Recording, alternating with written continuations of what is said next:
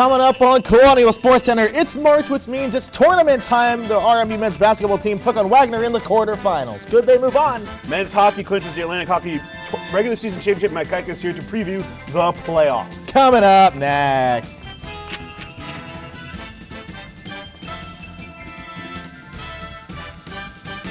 And welcome back to another episode of Colonial SportsCenter, where a 5 o'clock shadow is absolutely acceptable. I'm John Fisher. This is not a 5 o'clock shadow. It is for me, though. I'm Dante Verman. It's pure laziness, really. So It's not. It's a good look. It's cold outside. It's scruff. On top of my scruff, we're going to talk some basketball, some hockey, some lacrosse, some softball, and we're going to talk to some, not geniuses, but experts. Intelligent Matt Geika and Chris Mueller to talk about playoffs for men's hockey and the women's basketball team. So let's get into some real playoff mode, shall we? Men's basketball last night at the Soul Center. Another regular season is in the books. After clinching their 10th straight winning season, RMU is headed for the NEC tournament. First up on the docket, those pesky Hawks that fly over that blue sea from Wagner. That joke's like 8 years old, man. Yeah, they don't fly over the sea to get here either. Well, they could. They fly over land. Yeah, 1 if by land, 2 if by sea. Who said that? Not you. All right, no, I didn't. This was 24 hours ago. You see Wagner there and RMU there. It's playoff time, baby. This is serious. Marquise Reed, Rookie of the Year for 3, up 2 early on. Now Kayvon Stewart drops off to Rodney Pryor. He's going to kick out to Lucky Jones. He's feeling lucky, 1 of 6 threes on the night. Look, Jones, Reed to Elijah Minnie. He wants to try this three-point stuff out. Why not? 20-9 RMU off of that 3. Now, next Wagner possession, Corey Henson to Nolan Long for the slamma jamma. Thank you, mama. Thank you, Ed Albert, for letting me use it. 20-11 RMU. 3 minutes later, Reed's going to pull up. Too early for the 3. 30-17. Robert Morris now 13-point lead. Corey Henson. Hey, this stuff's kind of easy. Let me try it out for size. He can. 13-point lead cut to 10. Now another Wagner turnover. Rodney Pryor acting nimble. Look at him go. And you're going to see him on the right side of your screen. Give it some time. Give it some more time. Rodney Pryor's back, folks. He's going to dish it to Stephen Bennett for the slam. 34-20. No slamma jamma? No, well, I can only use it once. Ed Albert's going to get mad. 39-28 at the half. 5 minutes in. Marcus Burton. I spy with my little eye. Jafet Kaji in the air. 50-38 Robert Morris. Now next RMU possession. Lucky Jones doing his thing. That's 1. Keep it counting, folks. The count taught us how to count. Okay. And? Dante. 2. And for good measure, Dante, one more time. 3. Ended up having 4 in a row without missing one. Now, give Wagner some love, if you say so. Marcus Burton from downtown. So. What's that? I didn't say so. Well, I did. 15-point lead. No, Marquise Reed does the unthinkable to Stewart. Up there it is. Unbelievable play. Thick grants a replay. Dante, Jamel did it last night. You take us through it. That was just a prayer throw, and Kayvon putting it down. That was beautiful. 30 seconds left. You couldn't plan that. You could not plan it. Kayvon Stewart can shoot it too, coach. Yes, he can. And that ends it, and you see the senior captain doing his thing. It was as if the Colonials could not miss a shot as they went for 54% from the field and 60% beyond the arc. Not even the Golden State Warriors can do that for you NBA fans out there. Lucky Jones, who at one point hit 4 straight threes, tied a career high with 27 points. Oh yeah, I forgot it. Reed ended with 22, increasing his rookie record of 20-point games to 10. With the first round of the NEC tournament in the books, here's how the final 4 teams left look like as they bid for that 1 seed in the NCAA tournament. To the graphic we go. Oh, how about that? That's there we go. We'll have a battle of the St. Francis's. It'll be St. Francis Brooklyn against St. Francis PA, and then Robert Morris will be at home taking on the Bulldogs of Bryant, who won in double overtime last night. Diami Starks, what a guy, huh? Nearly hitting the game winner before the first overtime even started. It's going to be an excellent game, and that's at noon on Saturday at the Soul Center. Yep. Speaking of that Reed guy again, he always comes up, doesn't he? The Northeast Conference picked him as the Rookie of the Year, like it was a hard decision. Reed eclipsed many Robert Morris records, one being his 6 NEC Rookie of the Week honors. On top of that, he broke Karan Abraham's record of field goals in a season as a freshman. To top it all off like the icing on the cake, he was named to the All-NEC second team along with Lucky Jones and Rodney Pryor. Quite a group of people, huh? We'll switch now. With his career at Robert Morris coming to a close, our own Ian Kiss was able to get to talk to senior Lucky Jones as he prepares to try and get that one final push for the final notch in his belt, an NEC tournament title and a trip to the big dance.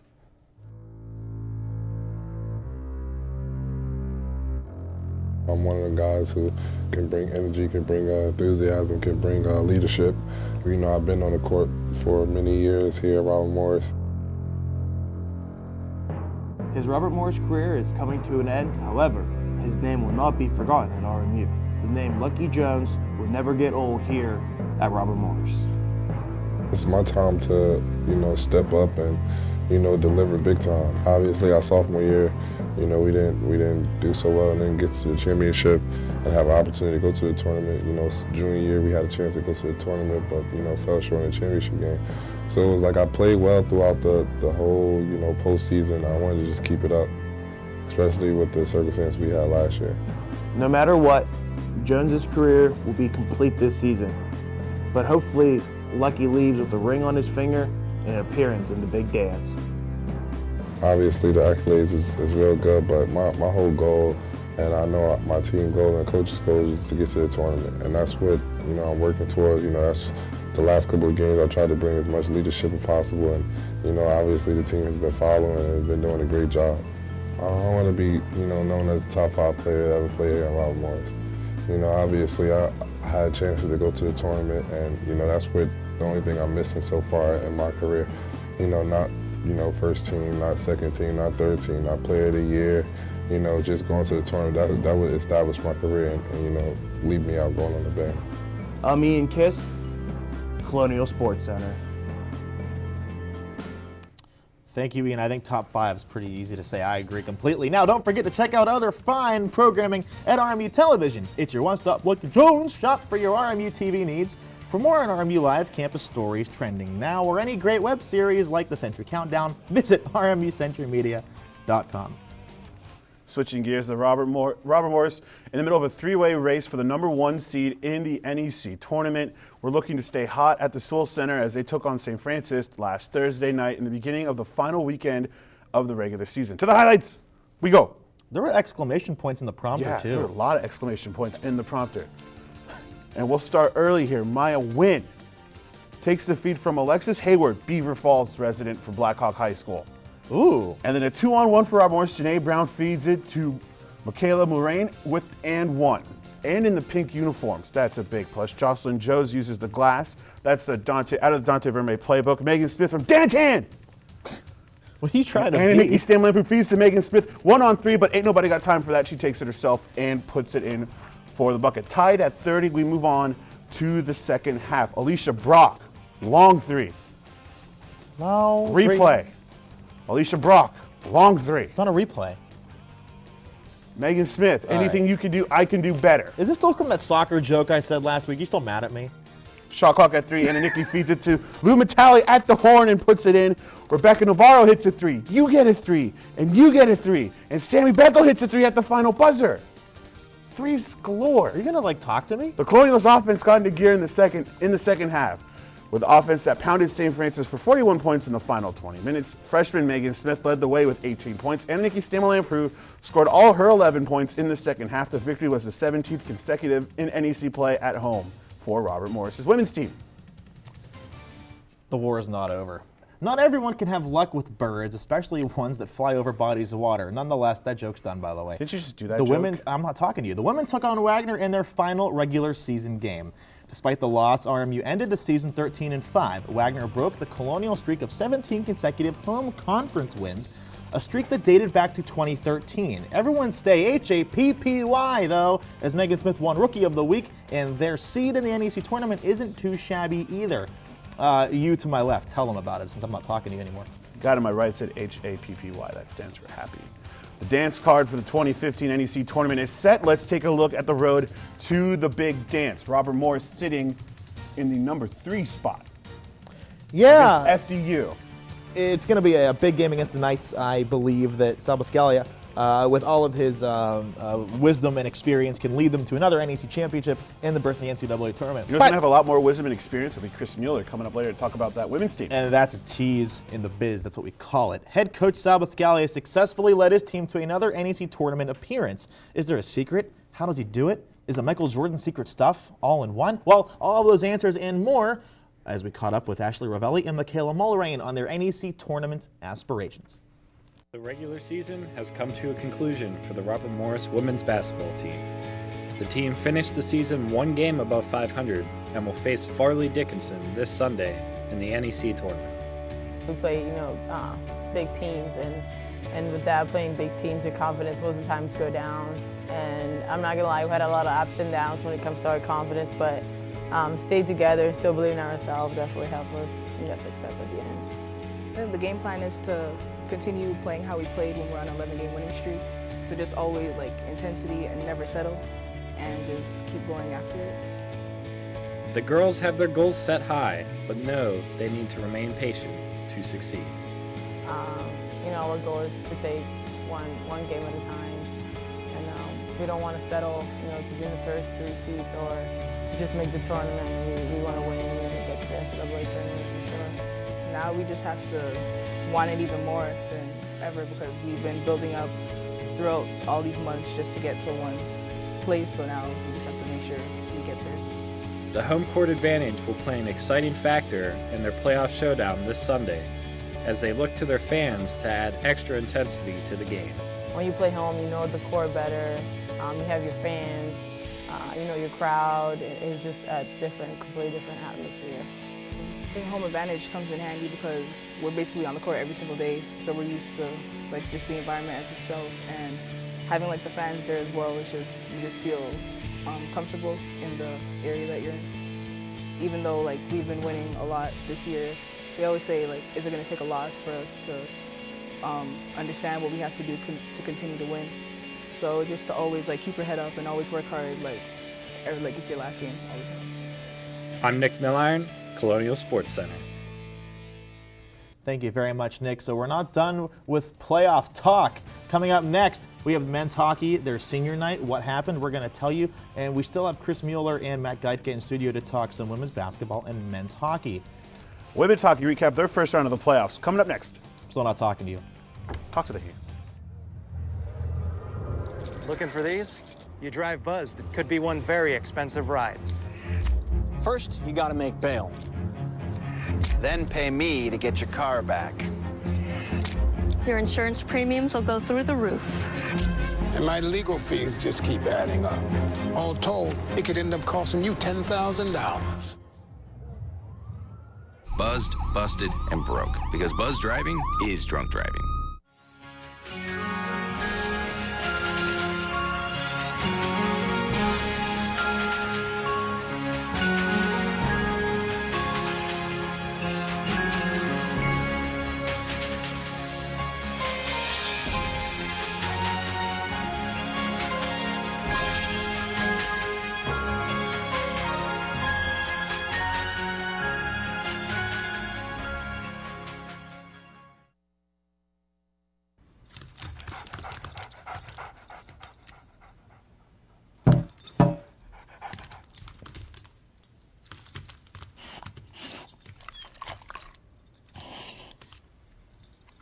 There's a shelter pet who wants to meet you. Meet one today. Visit theshelterpetproject.org. Adopt. To Maddie, congrats on paying off all those student loans. Finally, right? How'd you manage that anyway? I started tracking my spending, changed a couple of habits. Wow, I'm kind of living paycheck to paycheck right now. I don't even know how I'm doing it. Well, have you tried saving a little? I want to, but where's that money gonna come from? Bill collectors, they're the worst. Am I right? When it comes to financial stability, don't get left behind. Not home. Get tools and tips for saving at feedthepig.org. Welcome back to Colonial SportsCenter. From the hardwood to the ice sheet, the men's hockey program, having already clinched the #1 seed for the Atlantic Hockey Tournament, had some unfinished business in front of them with a home-and-home series against the Purple Eagles of Niagara.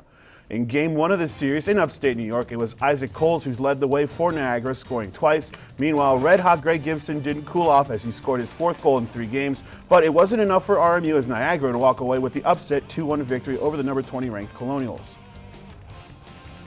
Sure, the men's hockey team lost the first game at Niagara. However, good teams show up when it matters most. Senior night was upon us. Greg Gibson and Spencer Dorwich showed up in a big way with a power play goal to each of them to defeat the Purple Eagles on senior night. After the game, Cody Wido, Scott Jacklin, Jeff Jones, and Dave Rigotti were honored in front of the 84 Lumber Arena crowd, and for some reason, Matt Geica wouldn't let anyone touch the trophy. Trophy hog.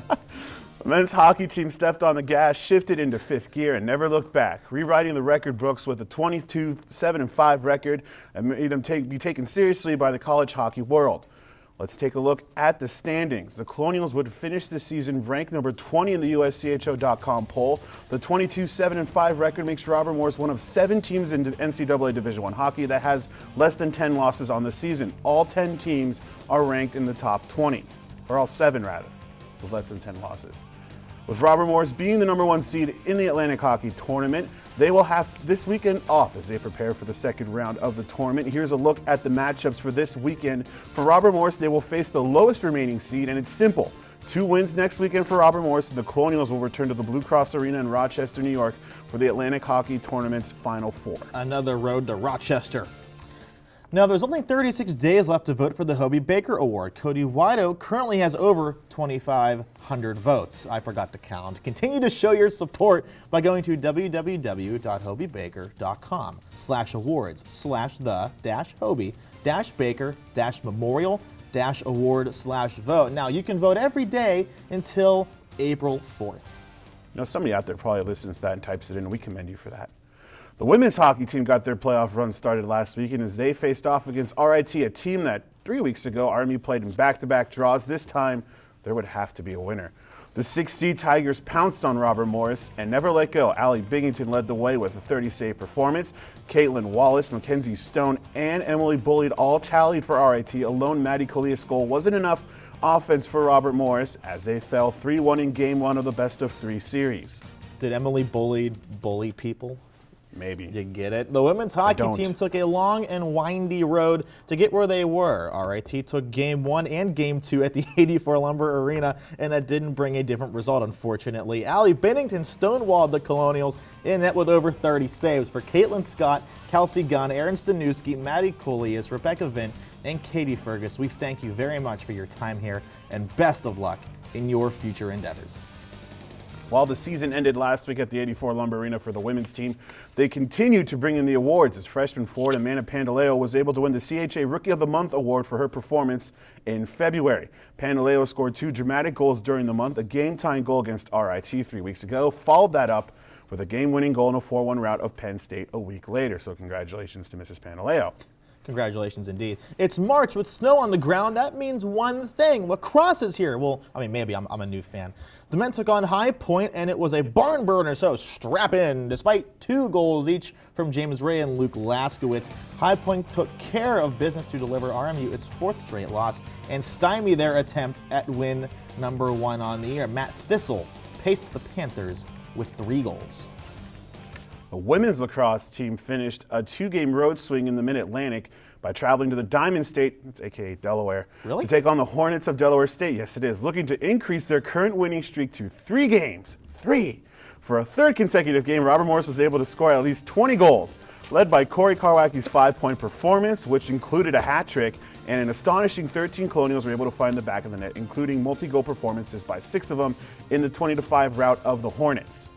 All right. People are making fun of me because I did this. Look, I'm being animated. I'm 3 seconds away from walking off this set. You tease the next block.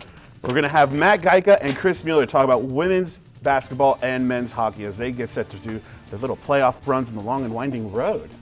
When we come back.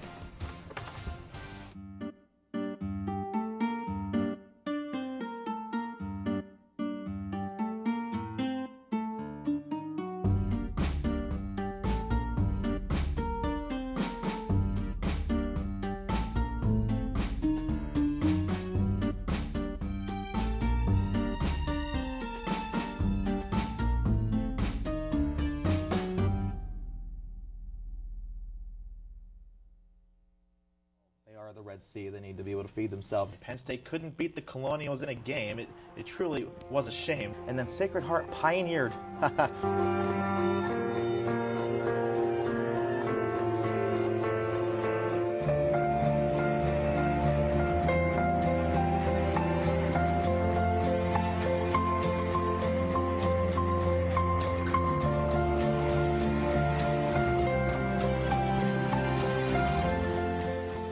The RMU Century Media app is your mobile resource for all news Robert Morris. With access to campus news, RMU sports, and lifestyles, as well as RMU radio and RMU TV, the RMU Century Media app allows you access to all the information you need, no matter where you are. You'll have access to thousands of articles already online, and the new ones that are added daily. Download the RMU Century Media app for free today. Hello, I'm back. How are you? I missed you. I missed you too. Choo choo! They're a train that keeps on rolling. Who would win in a fight, Ditka or a hurricane? I swear, each year could become a feel-good movie for the whole family. They just aren't losing. It's a shame, isn't it? Do you know how to tame a tiger? Either grow up with them or keep one as a pet like Mike Tyson. Thank you, John. It's a pleasure being by your side. Okay.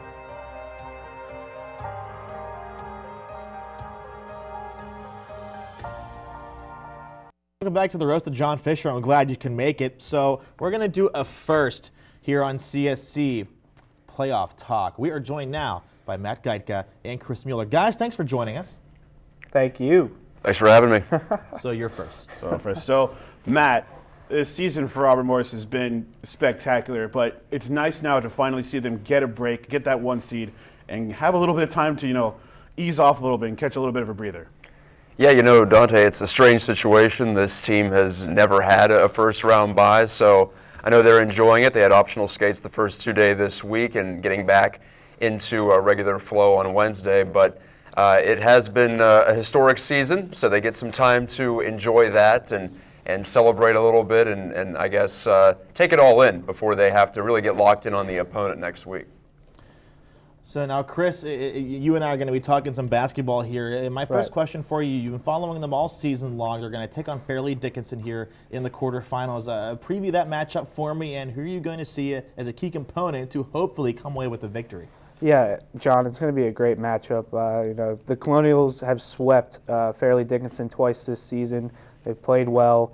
They were rolling on an 11-game win streak during both of those games. So it's going to be a good matchup. Fairleigh Dickinson is a team that they're not taking lightly.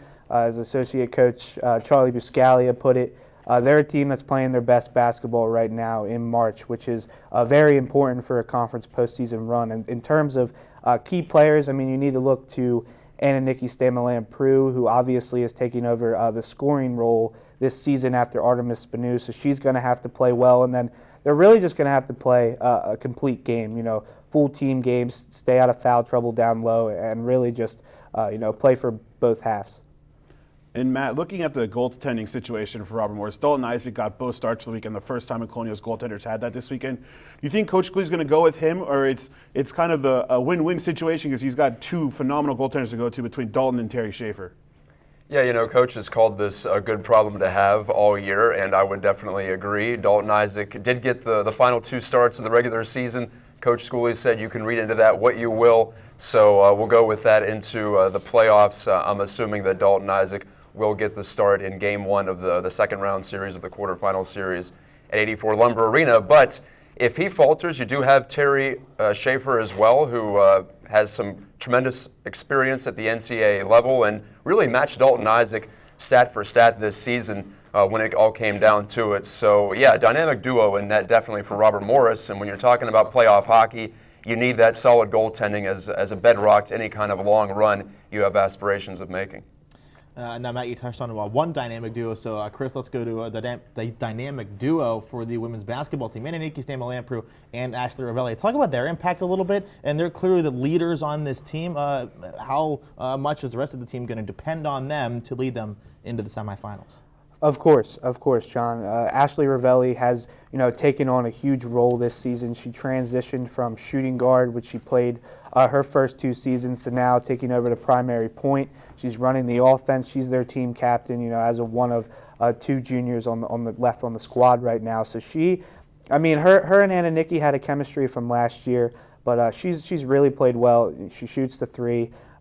Finds her teammates, getting better at controlling her emotions on the court, which, she struggled with her first 2 years. So, it's really going to be fun to see with the intensity level improved, with conference tournament, how they're really going to play. But it's going to be key how they play defensively, because they're going to be going up against some great guards. I mean, against Wagner in the loss to finish out the season, they let up 28 points to Jasmine Nwadje, who is a Conference Player of the Year contender. So they're going to have to contain the guard spot and really just play a team game. And Matt, speaking of teams to play, are there any teams that you really think are a good matchup for the Colonials looking forward? And then is there any teams that could be a really bad matchup and cause a huge upset? Well, that's a good question. I think for the quarterfinal matchup at 84 Lumber Arena, RMU's beaten all those teams that they are eligible to play. American International, Army, Niagara as well, mixed in there too. Sacred Heart, that's another team they could face. They've beaten all those teams, but if they do make it through and if they're fortunate enough to get to their second consecutive Final Four, if you will, of Atlantic hockey up in Rochester, as you guys talked about in the last segment, RIT is looking like a really difficult matchup because that's a team that can scare you offensively, and they got some good goaltending when the Colonials were up there in Rochester a couple of weeks ago when they clinched the regular season title. So RIT looks to me to be a real sleeper here. They've come on late. They're the 3 seed, or probably the 4 seed actually, in this tournament. And that's the team I think that maybe might end up going up against the Colonials in that final game. Guys, we hate to cut it short, but running out of time. Thank you so much for joining us, and let's hope we have some good luck here at RMU. So, Dante, coming up next, we have some primetime plays of the week, and we're going to tell everybody when those games are actually happening, because you need to know if you want to get there. Es muy importante to know when those games are happening. Sí, coming up next.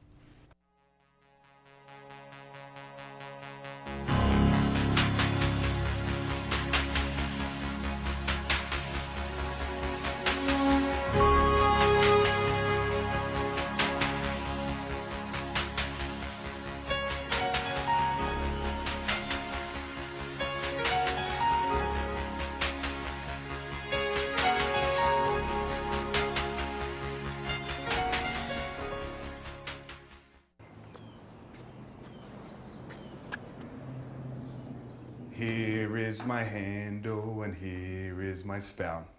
When I get all steamed up, then I shout. Tip me over and pour me out. Oh. The smallest moments can have the biggest impact on a child's life. Cheers. Take time to be a dad today.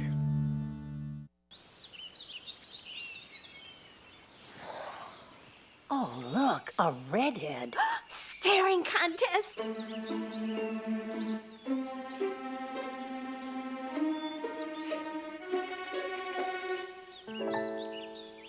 You still got it. I know. Come alive with the forest. The dad was cute. You were looking right at us. Visit discovertheforest.org to find a forest near you.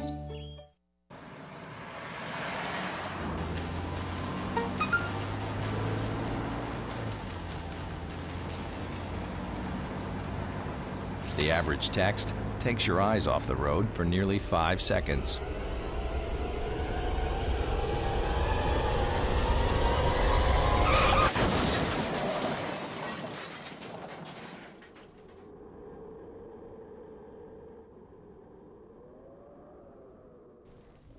And we're back with the primetime plays of the week. They actually call you after one date. Number 5. Number 5. We got all of them. We have all of them this time. Ananiki Stamble Lampert drives the baseline. Tulu Madley, and as sweet as a French bakery. She nails it. Ooh la la. Oui, oui. Mademoiselle. Number 4, the Colonials in transition. Lucky Jones. Instead of pick a free throw line in life, as basketball chose, Mr. Lucky Jones. Okay. All right, here's even a pick. Here's a little Pirates reference for you all. Kayvon Stewart to Lucky Jones for the triple. Hey, you know what Megan Smith says at number 2 to Kayvon's? Well, I don't know. Anything you can do, girls can do too, and better. In pink. That was original. Now, number 1, Marquise Reed. He's going to steal it from JoJo Cooper. And look at that to Kayvon Stewart. Lays it in. Easy peasy lemon squeezy. And those are your primetime plays of the week. And we're running out of time, folks, so let's do this quickly. Softball's in Florida. Men's basketball takes on Bryant in the semifinals. Moving on to the rest of the week. It'll be softball taking on Seton Hall. Lacrosse will take on Detroit. Men's lacrosse takes on Jacksonville. This all going on during Spring Break. Of course, hockey coming up next weekend as well. Wow, this is going really fast. So next week you're not going to see us. It's spring break, y'all. So do us a favor and be safe. Wear some funny sunglasses and stay safe, okay?